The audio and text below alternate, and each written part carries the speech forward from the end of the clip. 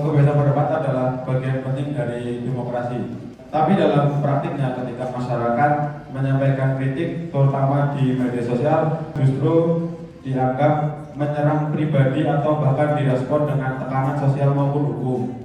Bagaimana seharusnya pejabat publik itu bersikap agar kritik itu tidak dimaknai sebagai ancaman, Pak? Kalau pejabat kok takut sama kritik, ya harus jadi pejabat kan?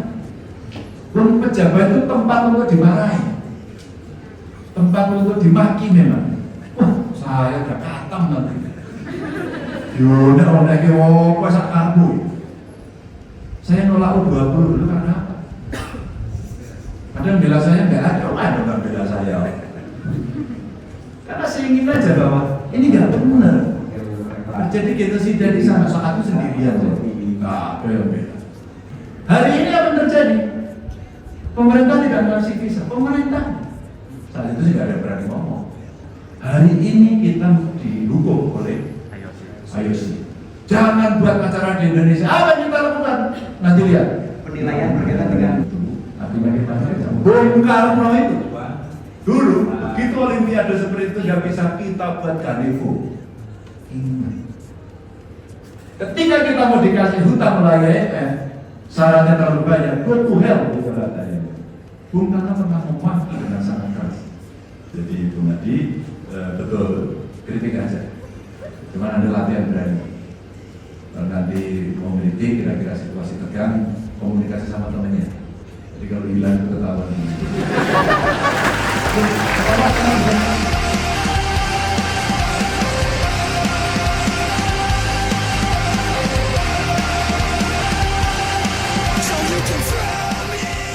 Itu nggak harus selalu turun ke jalan loh. Ada namanya dari proses hukum yang dimana tadi ada judicial review yang Bapak sampaikan tadi.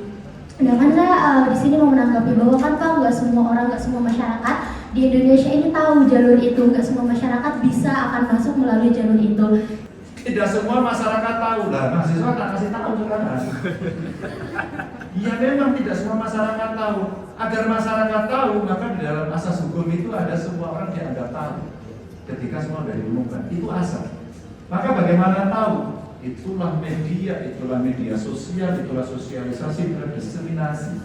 Maka dianggap tahu. Tapi untuk tahu butuh paham tentang literasi. Untuk paham literasi harus sekolah, belajar, pendidikan. Maka kalau pendidikannya rendah, Mbak Lia, pasrah, saya bodoh Pak, saya gaptek Pak. Nah makanya kita dorong, kamu kadang-kadang gemes. Kenapa pendidikan itu nomor 1 di Republik ini? Agar itu tadi orang bisa mencari, bisa bertanya. Dan hari ini ada ChatGPT, ada DeepSeek, ada Meta. Ya kan? You can ask anything. Apapun di sini. Bagaimana kita ajari, itulah pentingnya pendidikan politik. Saya mau tanya, di ruangan ini ada nggak yang anggota partai politik yang saya disebut? Ya anggota partai politik. Nggak ada. Coba bayangkan, tidak ada demokrasi tanpa partai politik. There are no democracy without political party. Tapi tidak ada yang masuk partai politik. Saya seusia Anda sudah masuk PDI, belum perjuangan. Dibunuh teman-teman. Karena saya harus memilih risiko dan mengambil jalur perjuangan.